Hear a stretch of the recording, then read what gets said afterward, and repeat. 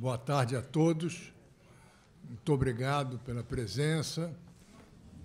Agradeço a quem está acompanhando pela internet.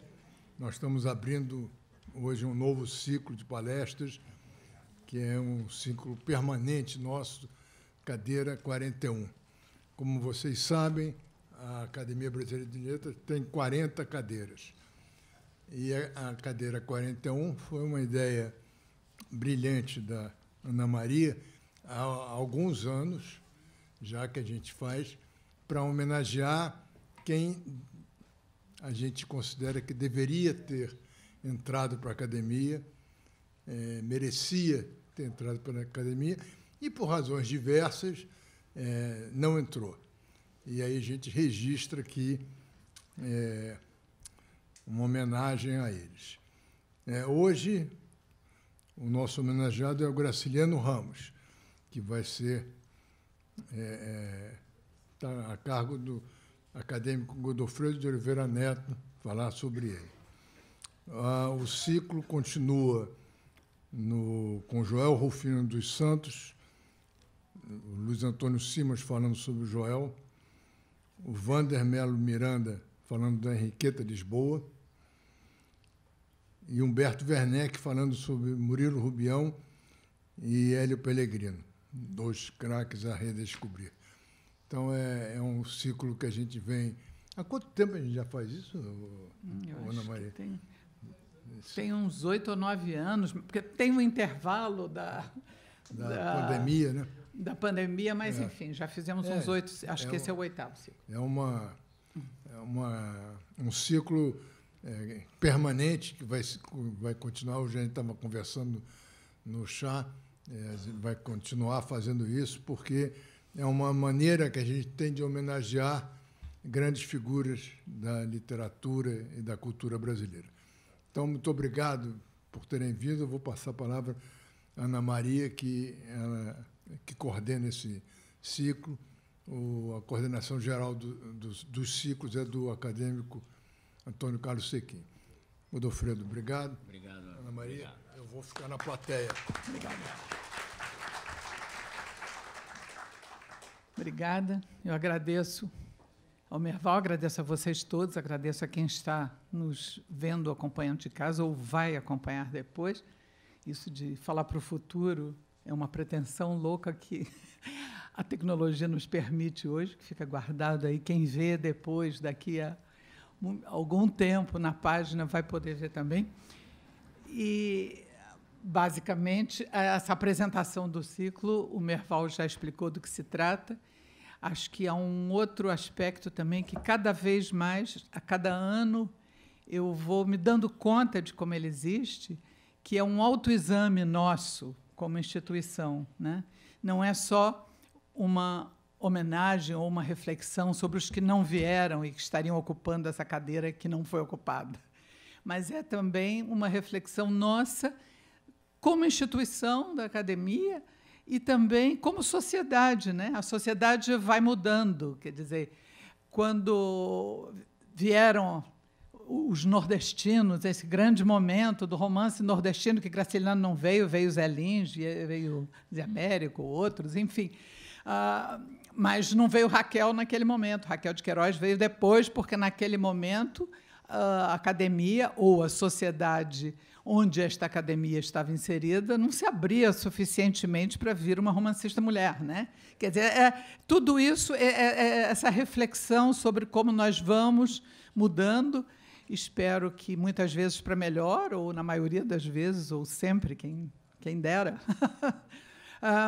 Enfim, mas é um exame sobre essas figuras que ficaram de fora e que nós gostaríamos de olhar com um olhar muito favorável nesse momento, embora sempre crítico, como deve ser todo o olhar cultural, mas eu acho que também é um olhar sobre nós mesmos, como nós erramos dessa maneira, como nós nos fechamos dessa maneira, como nós precisamos nos abrir, mas no abrir não vai ser passar para a cadeira 81, vai ser continuar tendo 40, em uma sociedade que está cada vez mais longeva. Então, cada vez mais a cadeira 41 vai ser concorrida.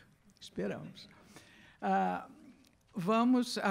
Então, vem hoje nós vamos ouvir o acadêmico Godofredo de Oliveira Neto, que eu já tive o orgulho, a alegria e o carinho de apresentar quando ele entrou para a academia, no seu discurso de recepção. Hoje vou apenas ler o seu currículo resumido.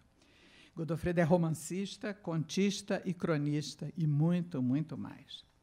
Seus textos, entre os vários gêneros, são traduzidos para francês, inglês, italiano, espanhol, búlgaro e vietnamita. Seu último romance, O Desenho Extraviado, de Hieronymus Bosch, foi publicado inicialmente em Paris, com o título Esquisse. As traduções francesas tiveram grande repercussão de imprensa no país, particularmente nos jornais Le Figaro e Le Monde. Godofredo é professor titular de Literatura Brasileira da Universidade Federal do Rio de Janeiro. Ocupa a cadeira 35 da Academia desde setembro de 2002 e, atualmente, dirige o arquivo da Academia, que é uma responsabilidade enorme e uma menina dos olhos de todos nós. Passo, então, para... Muito obrigado. Obrigado. Obrigado, principalmente Ana Maria, primeiro pela palavra sempre generosa. De fato, foi quem me recebeu, e sempre um texto como me emocionou muito na época, principalmente que Ana Maria Machado é uma referência na literatura brasileira, para mim já há muito tempo, e tê-la assim ao lado e ouvindo dela essas palavras, obviamente a emoção se potencializa, né? Mas nós vamos falar hoje do Graciliano Ramos, como vocês sabem. Eu pensei eixar em três momentos. Quer dizer, o problema da língua nacional, questão da língua portuguesa e brasileira, tema sobre o qual eu vou me atardar mais.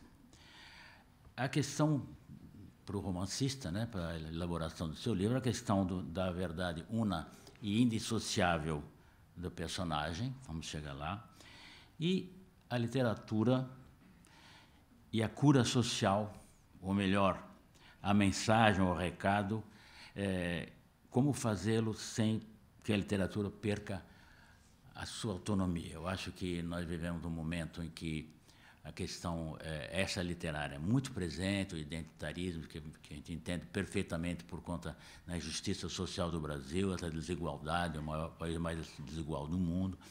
Então, a gente entende, mas é importante, fundamental para que haja literatura, que a literatura é arte literária, que ela tenha uma autonomia com essa exterioridade. Então, como fazer isso? E nós estamos abordando Graciliano. Provavelmente é o autor dos clássicos mais politizado que eu conheço, né? Adepto do partido, do movimento social, denuncia o sistema fundiário nordestino, denuncia a injusta divisão socioeconômica do Brasil, enfim, sem parar, de dia e de noite, sempre.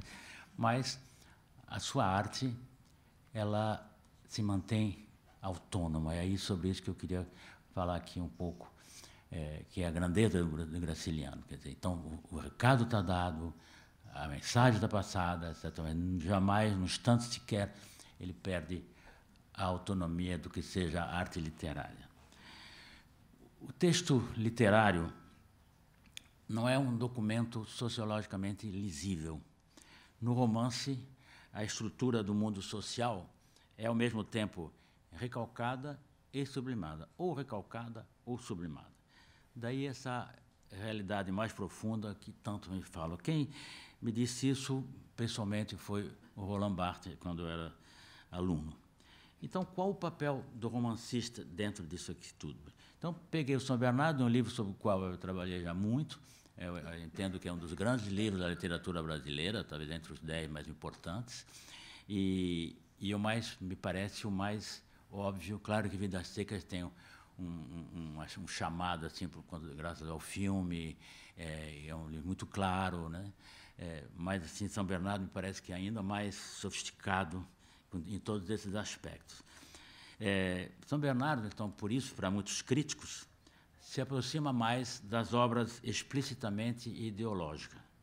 Um conteúdo político a ser passado claramente para o leitor teria norteado a pena de Graciliano Ramos na elaboração do seu livro.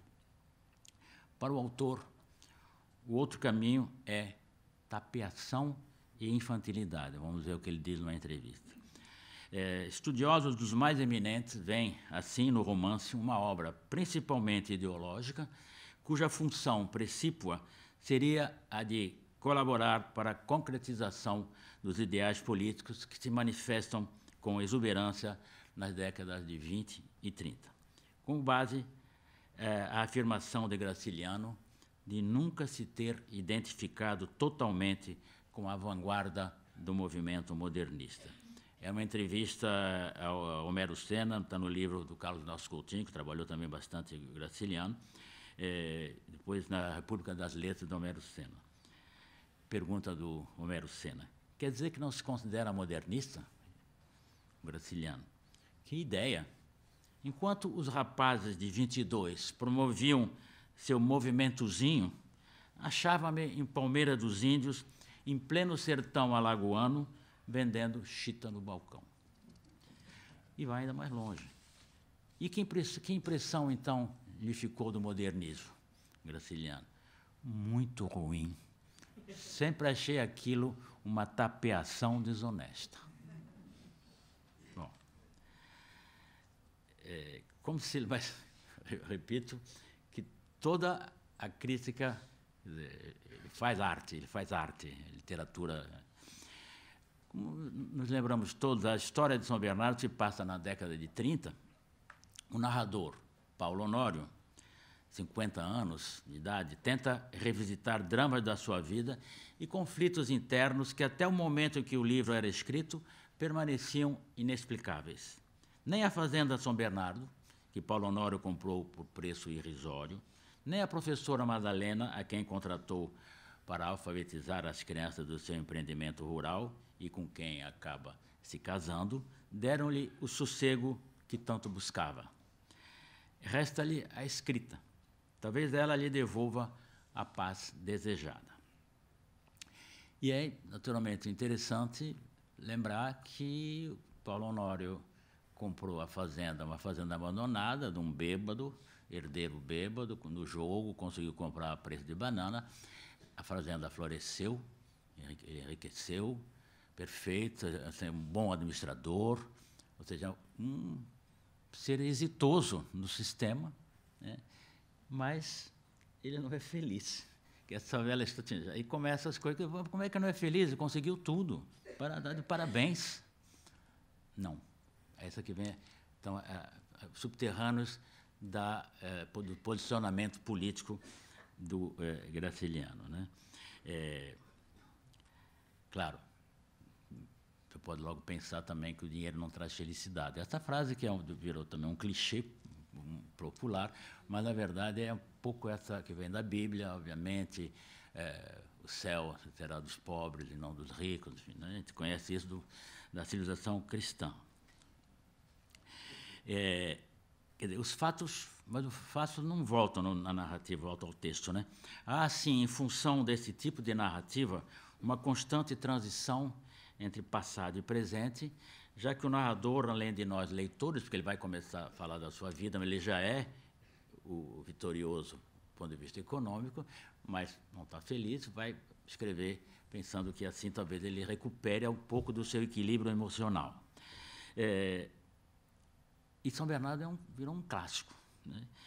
Em Por que Ler os Clássicos, o Ítalo Calvino relembra que um clássico é um livro que nunca terminou de dizer aquilo que tinha para dizer.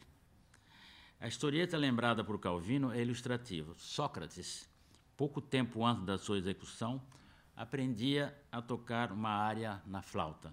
Perguntaram-lhe para que serviria. Ele respondeu que estava aprendendo a área para justamente aprendê-la antes de morrer. Quer dizer, o conhecimento nunca se esgota. E o problema que surge imediatamente para a feitura do livro é a questão da língua portuguesa. Vou, então, me atardar um pouco, porque penso que é um tema fundamental que perdura até hoje, essa questão da língua portuguesa do Brasil, do português brasileiro. Eu, na minha formação, né, na universidade, chamava Variante Brasileira da Língua Portuguesa, que eu achava muito mais denso, muito mais bonito que isso apenas língua brasileira, mas, pelo que eu entendi, Variante Brasileira da Língua Portuguesa não é mais usado, e sim língua brasileira. A filosofia linguística saussuriana, de Saussure, nos traz seguramente um dado importante para analisarmos os obstáculos que se punham diante do escritor graciliano, como ele próprio deixava transparecer. Saussure, o nosso linguista suíço, afirma, no afã de consagrar-se apenas aos fatos fônicos, para ele o principal instrumento da linguística, que a escrita desvirtua, ele fala em francês, déguise, travesti, desvirtua a palavra original. Os linguistas estruturalistas americanos também se dedicaram especialmente às línguas ágrafas. O Derrida, na seu famoso A Farmácia de Platão, insurge-se contra o fonocentrismo exagerado, saussuriano, mas o justifica como uma reação do autor ao imperialismo filológico da época, que privilegiava em excesso o estudo dos textos escritos antigos. Em São Bernardo, esse conflito entre oral e escrito está nitidamente presente já nas primeiras páginas do livro. Os capítulos 1 e 2 estabelecem a conflitual relação entre a capacidade do narrador de imaginar o livro e a sua efetiva realização através da escrita. Então, a referência a um projeto, a um imaginário, avulta logo no primeiro parágrafo na frase antes de iniciar, abro aspas, antes de iniciar este livro, imaginei construí-lo pela divisão do trabalho. Aí, a gente já sente que é uma noção clássica, marxista, da divisão das tarefas. O projeto, então, já existe. Vou escrever o meu livro. Essa divisão do trabalho, claro que se divide, então, na divisão social das tarefas. Eu quero dizer que essas vão entrando, mas jamais o graciliano perde de vista a questão, como eu disse várias vezes, eu vou repetir ao final, perde de vista a autonomia da literatura. Então, está posto aqui, mas veja o que vai acontecer. Então, para Paulo Honório, o narrador, né, a língua não constitui um território homogêneo, mas, ao contrário, ela se decompõe em linguagens especializadas. O Padre Silvestre ficará com a parte moral e as citações latinas, João Nogueira, são todos empregados próximos dele, João Nogueira com a pontuação, a ortografia, a sintaxe. A composição literária vai ser de Lúcio Gomes de Azevedo Gondim. O plano ficaria com Paulo Honório, que introduziria na história rudimentos de agricultura e pecuária, nas palavras dele. Então, a gente vê que o Paulo Honório encontra na prática corrente da língua estratos de conhecimento e de competência que devem estar presentes no livro, mas que ele próprio não pode assumir. Planejar foi fácil. Materializar o plano, porém, em forma de livro, para alguém como ele, sem experiência literária, é outro capítulo. Por isso, o recurso a essas competências locais. Mas vocês vão ver que o recado que eu diria, tipo, vamos chegar lá, 2 elementos vão criar obstáculos, como um deles já disse, falei de todos no início, para a realização da obra.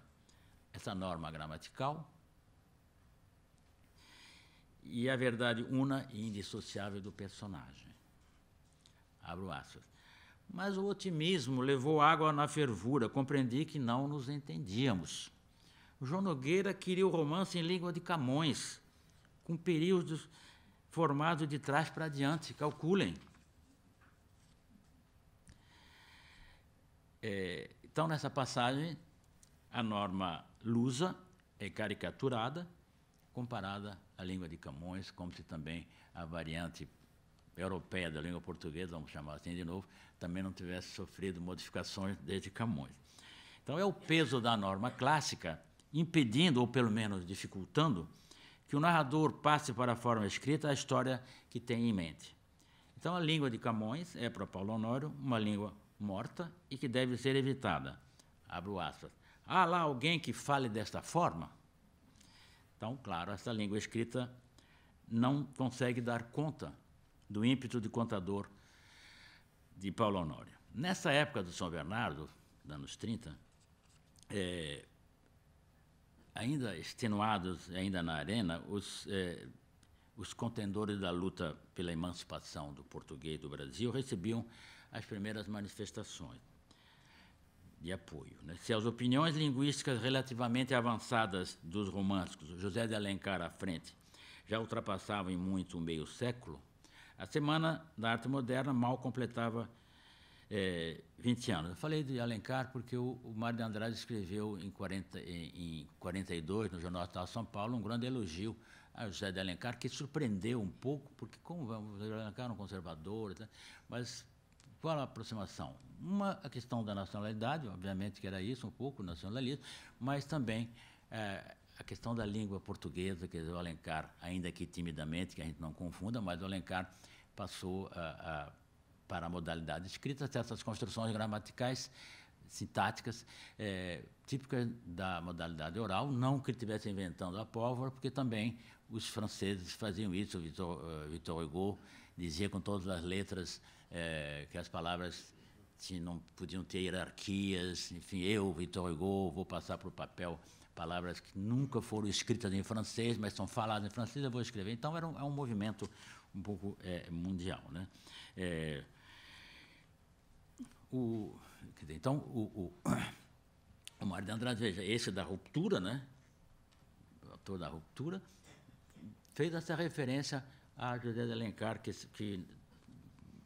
para surpresa de muitos.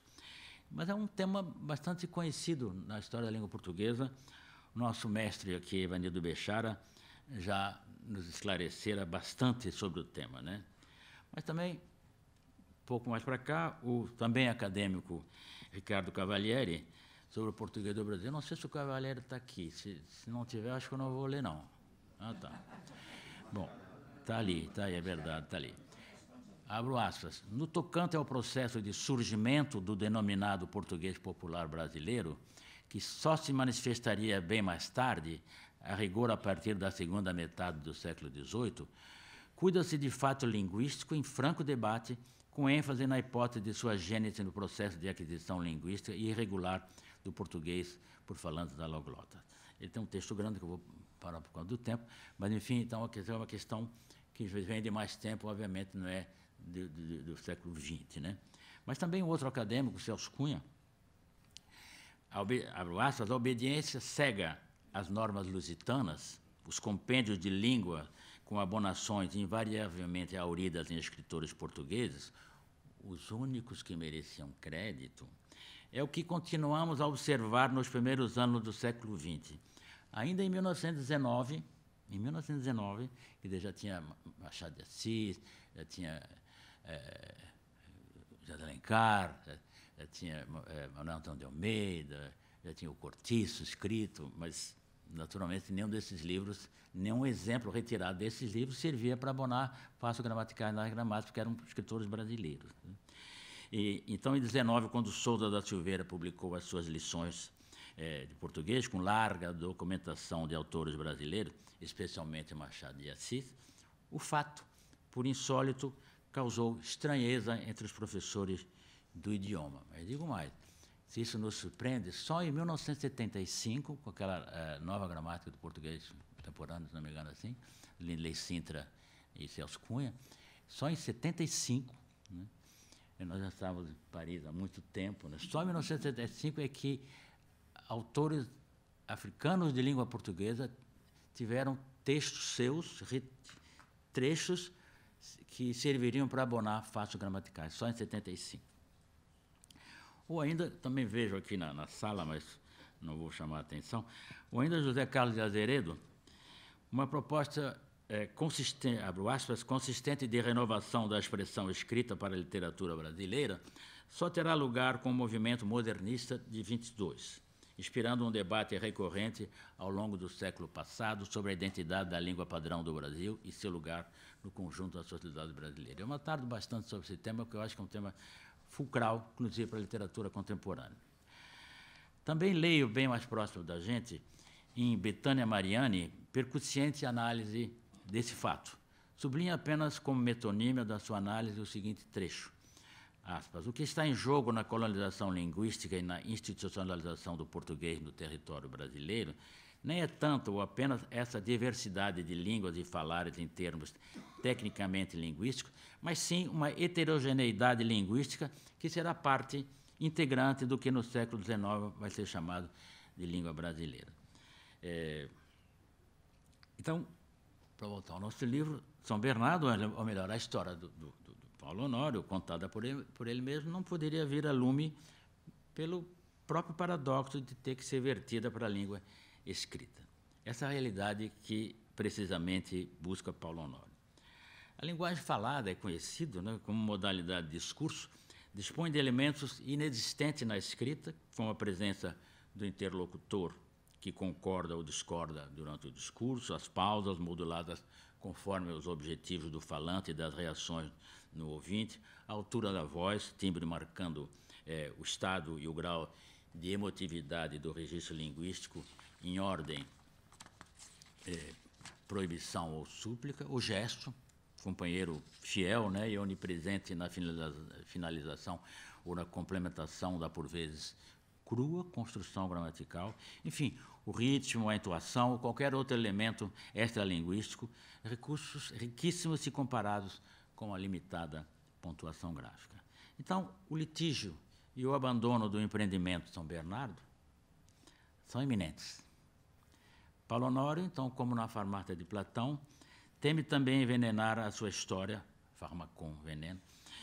A semelhança do mito no diálogo Fedro de Platão, a escrita é assimilada a um perigoso veneno que ameaça a integridade da palavra e a veracidade das memórias de Paulo Honório, pois a ausência do interlocutor e a má interpretação podem deformar, através da palavra escrita, a ideia. Paulo Honório está encerrado nas teias da comunicação. Lévi-Strauss, no seu livro clássico Tristes Trópicos, que se passa muito no Brasil, como sabe, demonstrou a sua desconfiança na escrita e a sua preferência como etnólogo pelos povos sem língua escrita. Abro aspas. Se minha hipótese é exata, há que se admitir que a função primária da comunicação escrita é de facilitar a servidão. Resta ao autor Paulo Honório a oralidade, então, aparentemente, o único registro linguístico permitindo ao narrador levar a cabo a sua tarefa. Ocorre, como vimos, então, que a escrita possui essas exigências que afastam continuamente da oralidade. Penso aqui, por exemplo, na repetição das palavras, tão comum, né, na oralidade, que é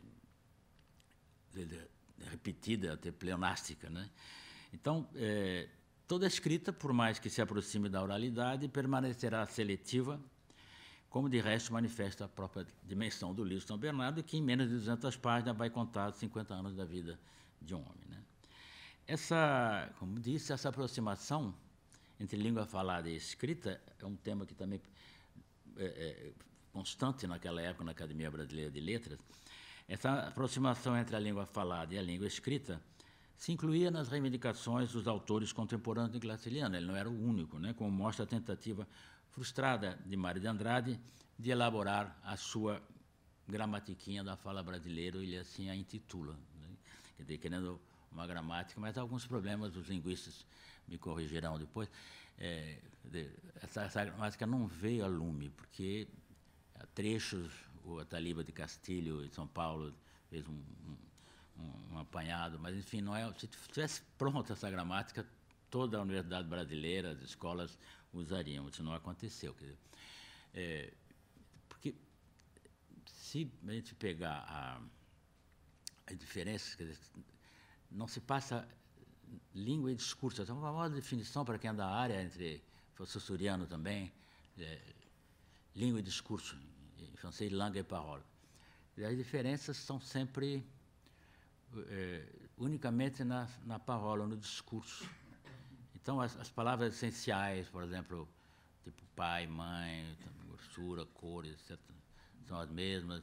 A flexão verbal entre português de Portugal e do Brasil, né, que muitos entendem como certas influências de línguas estrangeiras, mas você tem eu vou, tu vai, nós vai, eles vai, né? Fica duas flexões, mas o pronomezinho está ali, né? Não tem erro nenhum. Vamos dizer que nós vai é nós, não tem eles vai também é eles, enfim. Então as diferenças vão se dar apenas, isso não é uma diferença, é apenas um relâchement articulatoire, que eu aprendi assim, quer dizer, um pouco de... Então, essa é uma questão, por isso que eu digo, uma questão importante de a gente levantar, que às vezes certas construções do português do Brasil são simplesmente da passagem do latim para o português. Quando a gente ouve falar muito em assim, de articulação de Flamengo, clube, né? Mas você vai ter cravo, você tem clavo, né? Você tem CL, clou, francês, clavo, os famosos clavelitos de Espanha, mas você tem cravo em português da flor, né? Quer dizer, então é de supor que durante algum tempo conviviam as formas cravo e clavo e vingou a forma cravo, mas tinha esse rotacismo que se encontra também, então, no clube e no Flamengo. É o mesmo, quer dizer, sem que o falante se dê conta, mas ele está repetindo essa onda fonética. Lembro aqui, bom, falei da gramaticunha da fala brasileira, enfim, esses problemas para a elaboração dessa gramatiquinha, mas leio aqui, por exemplo, Manuel Bandeira. Veja na mesma época, a vocação do Recife. A vida não me chegava pelos jornais, nem pelos livros. Vinha pela boca do povo, na língua errada do povo, língua certa do povo, porque ele que fala gostoso o português do Brasil. Ao passo que nós, o que fazemos é macaquear a sintaxe lusíada. O Antônio Cândido já tinha também tocado nesse assunto, abro aspas, assim a escrita de um Graciliano Ramos ou de um Dionélio Machado, embora não sofrendo a influência modernista, pôde ser aceita como normal porque a sua despojada secura tinha sido também assegurada pela libertação que o modernismo efetivou. Né? O Mário de Andrade, eu passo por causa do tempo, mas o Mário de Andrade se debruçou bastante sobre o tema. Toda a língua dele, toda língua inclui dentro do seu conceito uma infinidade de línguas particulares, está claro. Tem a língua que a gente fala, a mais legítima, terrestremente falando.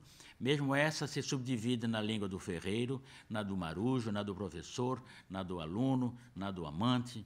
E tem a língua literária, mesmo esta é divisível em muitas, da dos poetas, dos pedagogos, a do naturalista, das cartas, etc.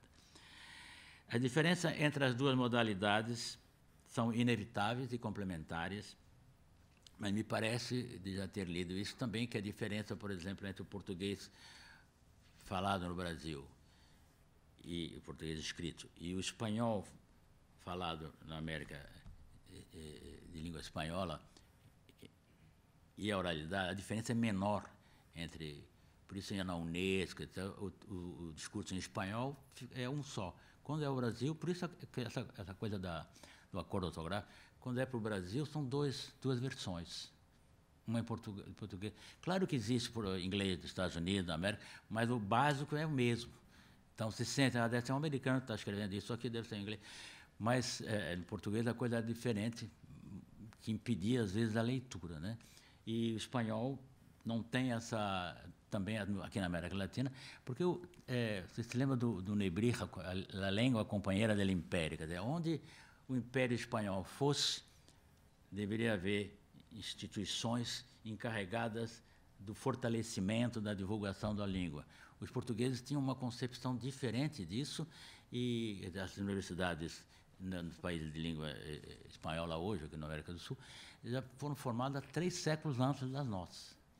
Quer dizer, não é uma questão de julgamento de valor, é pior ou melhor, mas, enfim, era uma visão de um empório, um pouco que tinha Portugal, não era bem a extensão do seu território, e a Espanha mantinha. Isso provavelmente explica essa diferença menor entre o espanhol, na América, né? Entre o espanhol escrito e o espanhol falado. Então, essas diferenças entre as duas modalidades são inevitáveis, existem todas, e complementares, já como bem o demonstrou Cossério ao referir-se às variações diafásicas da língua. A segunda, uma outra dificuldade muito grande, porque a gente vai ver que, apesar disso, ele não deu certo o livro, rasgou. Depois do segundo, eu não quero mais. Não sei fazer, esses caras não sabem, não quero. Mas vai fazer. Por quê? Essa segunda dificuldade provém, o outro desafio, né, para o escritor, também, porque a questão é a objetividade, quer dizer, também provém do desejo de alcançar a objetividade. Para tanto, os fatos deveriam ser narrados por vários autores, como já disse há pouco no início. Então, o desejo de união está claro, né? O Silviano Santiago, na Literatura dos Trópicos, tem um trecho interessante. Já em São Bernardo, a entrega da responsabilidade dele, da ficção a vários autores especializados, faz com que, de início, se perceba o desejo do narrador Paulo Honório de dar à ficção o caráter de autenticidade e de erudição necessário e também de dizer que os fatos não seriam subjetivamente vistos por um único foco narrativo, embora, no final, se apresentasse sob a sua única responsabilidade autoral. A tentativa de Paulo Honório, então, como disse há pouco, não vai durar muito e a possibilidade de uma escrita a dois ou mais é abandonada. Abro aspas. Vá para o inferno, Godin. Você canalhou o troço. Está pernóstico, está safado, está idiota. Há lá alguém que fala dessa forma, eu já falei isso aqui. Né? A gente estava num momento muito forte do realismo socialista, que era a intelectualidade do mundo ocidental, quase por unanimidade, era favorável. Então, as diretivas, mais ou menos, dos partidos, das organizações políticas, é que os intelectuais, em todas as áreas, trabalhassem com o objetivo de conscientizar o leitor, o espectador das artes plásticas, da música, que houvesse a arte, então, engajada com o objetivo final de contribuir para a revolução ou para a modificação social. Agora, veja o mestre Graciliano. Né? Como eu disse, mais engajado politicamente do que ele não existe na história da literatura brasileira. Ele pode me chamar para isso, pode fazer massagem, posso lutar, posso escrever documento, vou passeata, tudo, está sempre presente. Mas o que me parece, Ana, é que eu estou falando da independência, né? Tipo, literatura, ele encomendou para esses colegas empregados, jornalistas que fazem. Literatura sob encomenda, eu não faço. Não dá certo. Isso era uma heresia. Porque, como assim? Não está envolvido numa. Eu, escritor, uma coisa, eu, narrador, a literatura é minha. E não deu certo. Quer dizer, encomendou, mas não sai. Porque não é isso. Não é isso que. Eu não sou esse aí. Não é assim, mas não é. Ninguém fala assim. Aí o outro responde, não, mas só começa, Paulo. Na escrita é diferente, a gente tem que tomar cuidado com as coisas, com o acordo verbal. Não. E outra coisa, essa dor aí, eu não sinto essa dor assim. Claro, ninguém consegue escrever, dizer, definir a dor do outro, nem do amor do outro. Quem sabe é ele. Então, a autonomia da arte também é isso. Não adianta me encomendar e tem que ser assim, assim e assado, porque eu não sinto isso. A literatura é autônoma. Essa é a minha... crítica não é uma minha observação um pouco do que eu vejo atualmente. Enfim, a gente não pode perder de vista. Quer dizer, não dá para sentar e dizer, vou escrever em defesa do... Tá. Não. Você vai escrever, vai fazer literatura. Assim como o Graciliano, o questionamento externo vai aparecer, vai aparecer inevitavelmente porque você é assim. Você defende uma causa, essas causas identitárias, você defende, então vai aparecer, elas vão aparecer. Agora, se você já senta com esse apenas objetivo, então é melhor escrever um texto sociológico, antropológico, político, etc. Porque são essas lições que eu dizia, quer dizer, mas ele não... que eu falo. Uma coisa mais evidente, porque recebeu críticas das pessoas progressistas. Depois, como é que faz isso? Uma delas é o seguinte, está lá, vitorioso, como eu disse, exitoso, deu certo, seu neoliberalismo, perfeito, bom administrador, como eu também já disse, mas está infeliz, e alguém diz para ele, não, senhor Paulo, então tem que ter uma mulher, né? E outra coisa, essas crianças, tudo aí, analfabeto, isso não é gente. Assim, eles não são... Não, bom, ele... Tá bom, então vou trazer aí uma professora. Tá, onde é que é? Tem uma lá, chama, Madalena, então vem. Ela logo diz, senhor Paulo, essas pessoas não são porcos não, tá? São crianças. Elas merecem saber, merecem escola. Então tem que ser tratada humanamente. Não, comigo não tem esse negócio. Não, enfim, se convence. Então, a Madalena está trazendo naquele feudalismo brasileiro, ela está sendo como um vento de civilização, de respeito, de humanismo. E ela se suicida.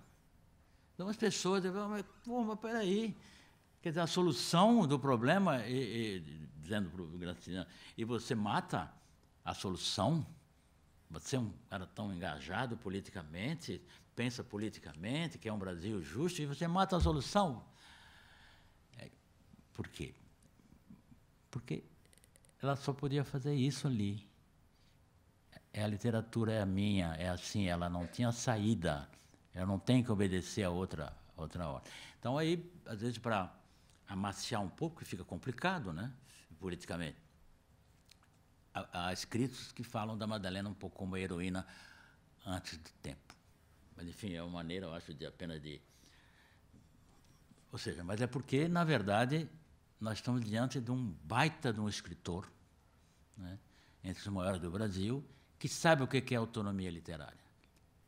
Manteve o seu posicionamento político, dentro, inclusive, dos textos dele, mas não perdeu de vista um instante sequer que o que ele está fazendo é arte. Senão o Graciliano estaria...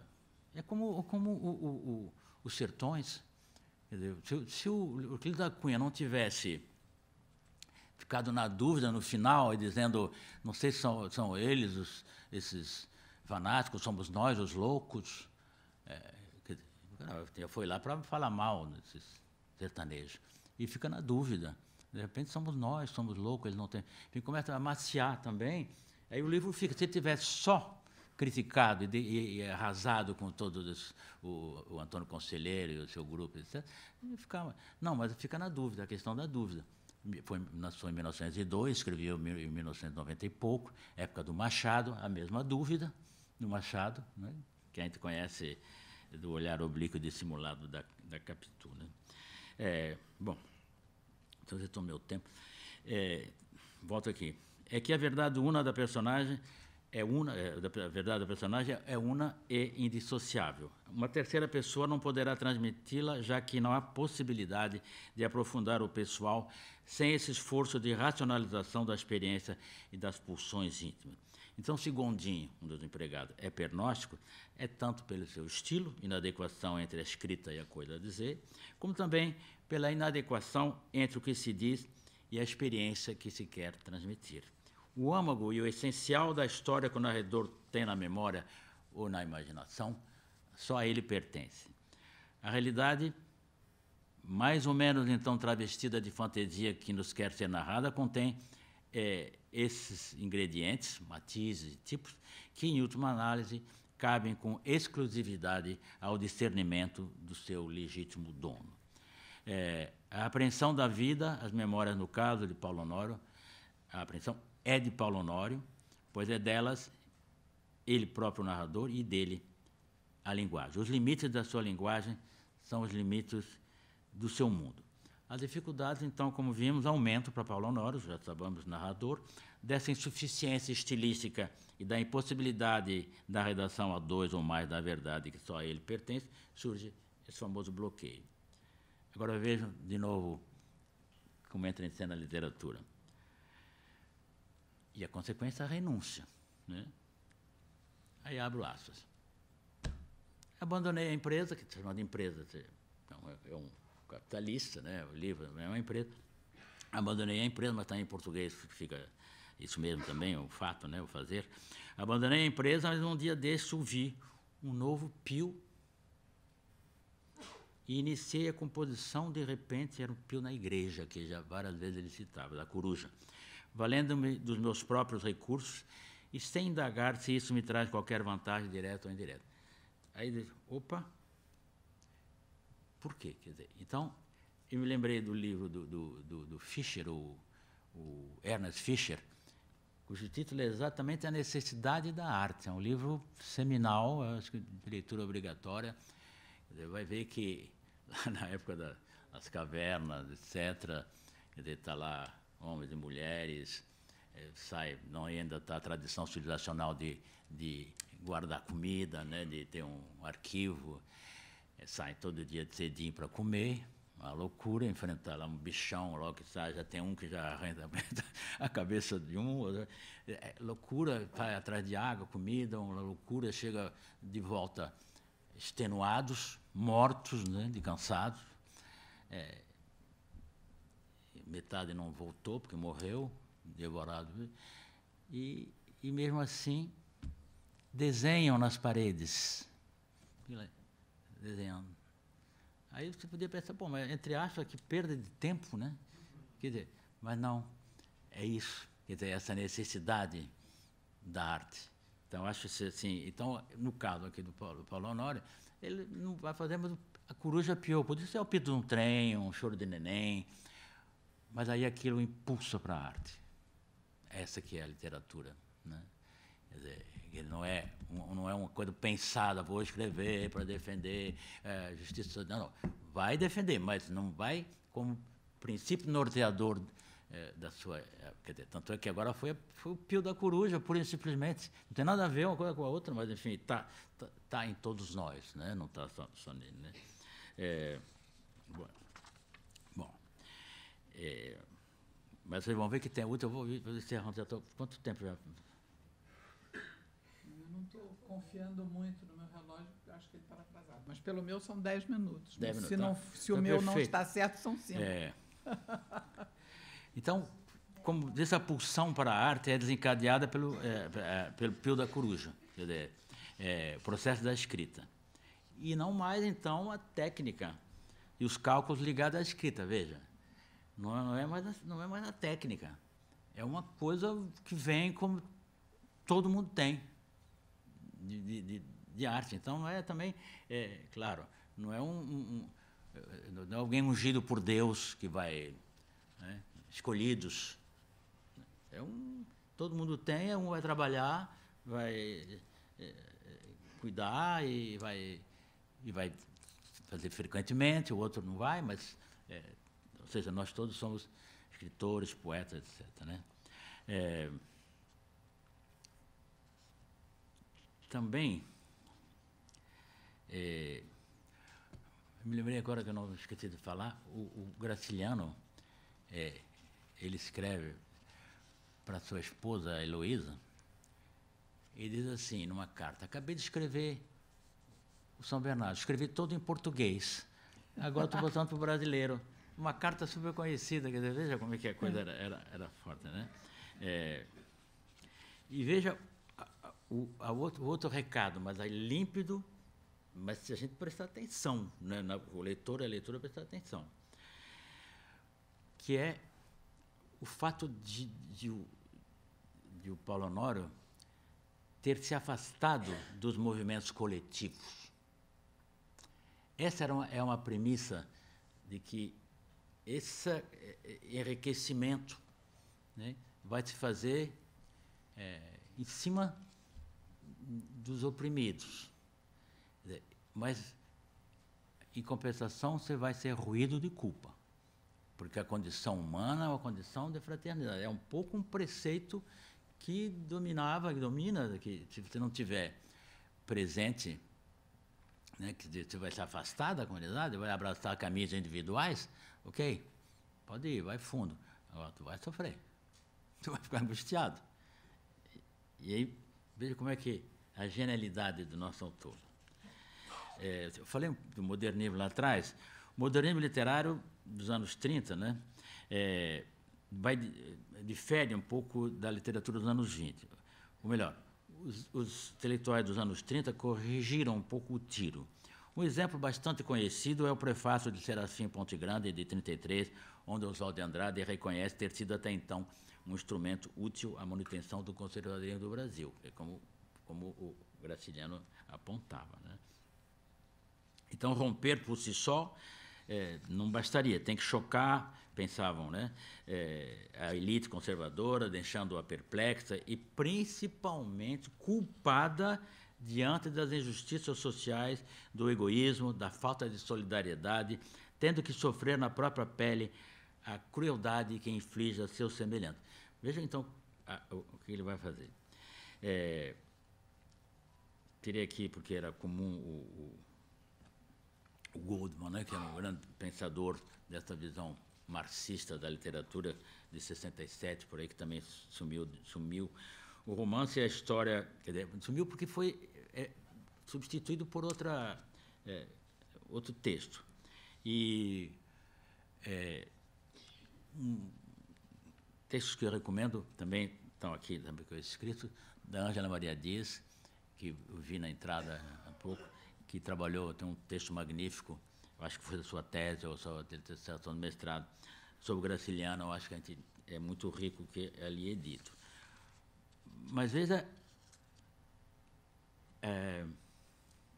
então, esse capitalista cru, né, sangrando de culpa, roído, eu sei, mas por quê, meu amigo? Pô, o corpo se transformando no corpo de um bicho monstruoso e nojento. Quer dizer, esse sistema, então, socioeconômico é contrário à condição humana, advoga Graciliano na sua escrita em geral. Por isso a culpa. Veja nesses minutinhos, veja o horror, a culpa, que eu chamo de teratologia, que é o estudo das monstruosidades. Aperto as mãos de tal forma que me firo com as unhas, e quando caio em mim, estou mordendo os beiços a ponto de tirar sangue.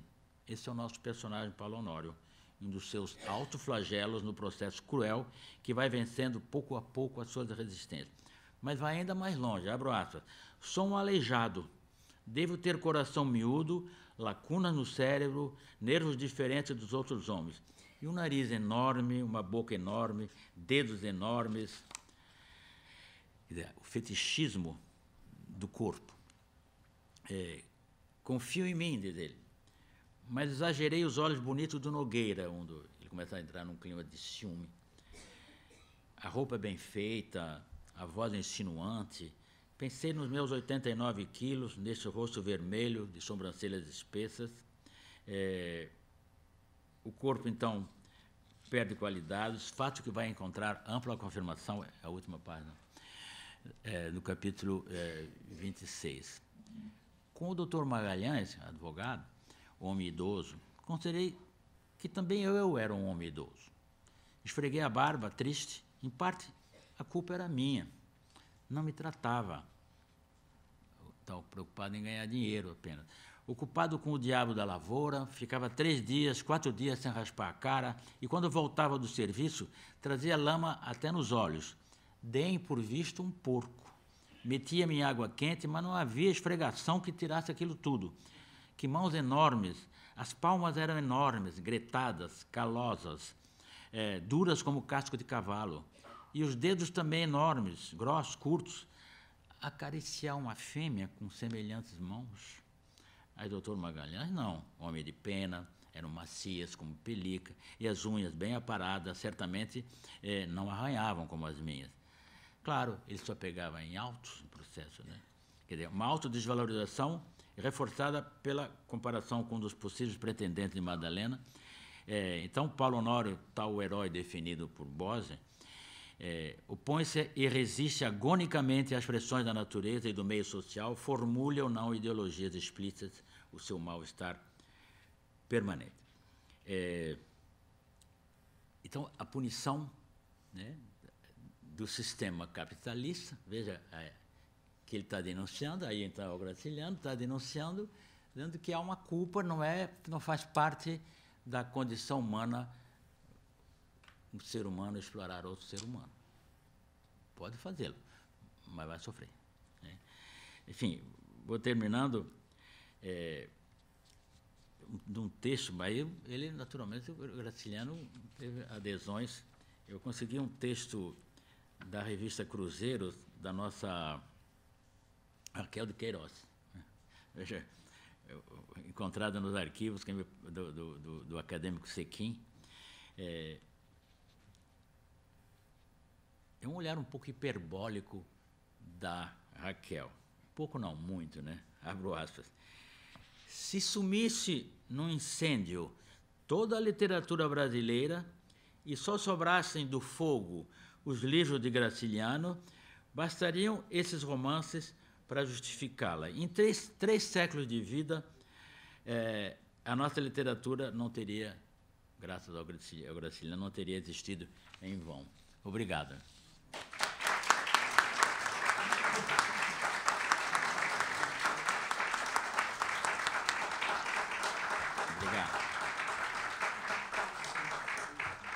Bom, muito obrigada, Godofredo.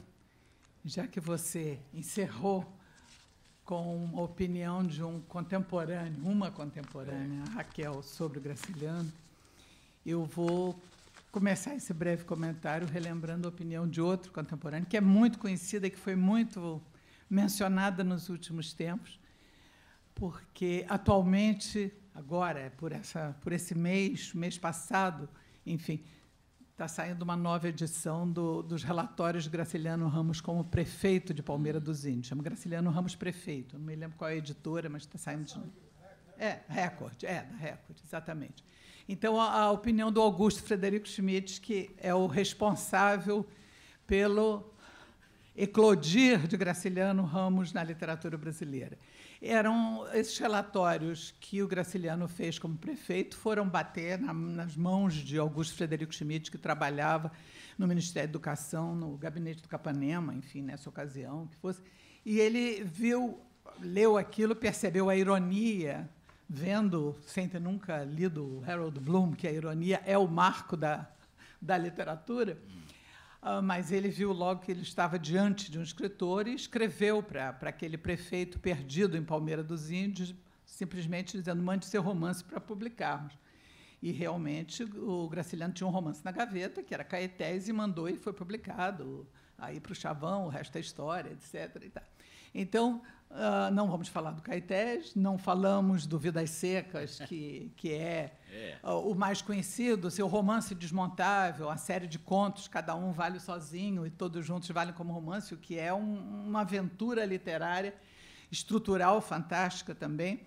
Mas pegamos, a partir do São Bernardo, o Godofredo nos trouxe essa análise em que ele destaca... ele pegou duas vertentes que me parecem absolutamente essenciais para olhar o Graciliano, para olhar para a literatura brasileira do século XX em diante, né? Que uma é a questão da língua, a língua literária, a língua falada, a língua oral, o que é a língua brasileira, o que não é, etc. Que essa questão que atravessa, vinha um pouco desde Lobato, que era outro que tinha como modelo Camilo Castelo Branco, mas escrevia brasileiro, ou tentava escrever brasileiro, que era o mais lusitano e o mais brasileiro ao mesmo tempo. Da mesma forma, os modernistas, que isso sim ficaram famosos, pronome, escrevo brasileiro, a língua certa do povo, a língua errada do povo, sobretudo a partir dos poetas do modernismo. Mas essa questão, que é uma questão nossa, e que nós estamos o tempo todo olhando como falamos e como escrevemos. Na primeira página do maior jornal do Rio, hoje, nós temos em manchete, não é perdido lá no meio, não, mas é a manchete: faltou onda e medalhas. É claro que essa sintaxe está mudando. Nós vai está na primeira página. E está aí e estamos aceitando. Então, vamos olhar isso como é assim que a gente... Faltou onda e medalhas, está lá sobre o surf. Ou surf. Depende de como queremos. Mas, enfim, essa é a primeira questão da língua falada, da língua escrita, da língua brasileira ou portuguesa, do que é, enfim, que é fundamental para a nossa literatura e para Graciliano. E ele traz isso com uma consciência enorme. Esse é um dos temas do que escreve, e com muita força. E foi muito aguda a análise que o Godofredo fez disso a partir de São Bernardo. E o outro aspecto, o outro lado que me chamou a atenção e que eu gosto muito de ver, chamar a atenção da gente não esquecer isso nunca, a força do Graciliano está muito nisso, que é a autonomia da arte, né? A autonomia da literatura. Ele não era menos político por causa disso, ele não era menos militante, menos sensível aos problemas do Brasil, nada disso, mas ele sabia que uma coisa é uma coisa, outra coisa é outra coisa. Exatamente. Né? Então, isso faz com que ele fosse muito forte nas duas. Porque uma não se fazia sacrificar, uma não oferecia o pescoço à guilhotina pela outra. Então, esses dois lados, eu acho que o Godofredo foi de uma rara felicidade nessa apresentação caleidoscópica, em que ele saía, girava para lá e para cá, e a gente dizia mais o que é que vai ser, e que, no fim, você olha e diz, isso está realmente inteiro aí, e agradeço muito a que tenha trazido isso para nós. Agradeço também ao intérprete de sinais, que sempre nos aquece o coração vê-lo aqui. Gente, sei o difícil que é isso, eu fico sentada ali dizendo como conseguem, então agradeço muito. Obrigado. E convido a todos para a próxima conferência deste ciclo, como já foi anunciada antes, terça-feira que vem. Luiz Antônio Simas vai estar aqui conosco, falando da obra de Joel Rufino dos Santos, que foi um grande amigo meu, uma pessoa a quem eu sempre admirei como autor e a quem eu queria muito bem. Então, vai ser muito bom, não percam. E, antes de irmos, eu quero entregar ao Godofredo o certificado.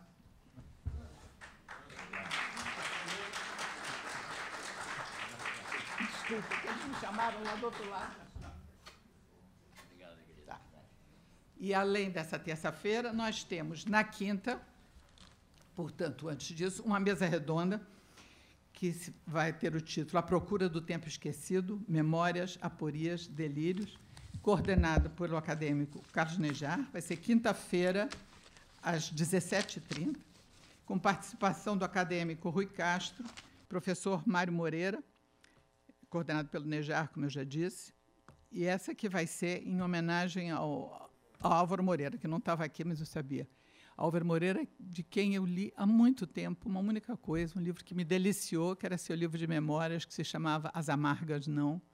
E eu passei a admirar ele muito por causa disso e me diverti muito com esse livro. Então, acho que vai ser muito bom. Obrigada e até a próxima quinta.